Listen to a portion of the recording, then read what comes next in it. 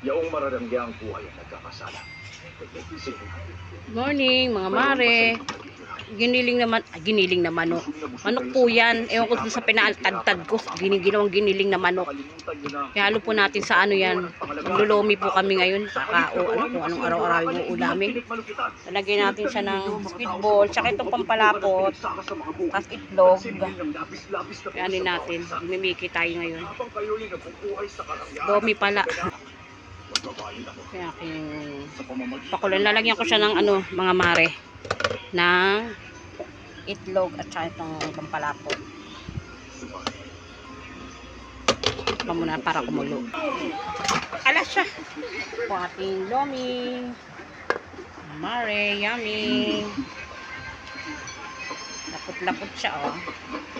Oh, dami niyang halo.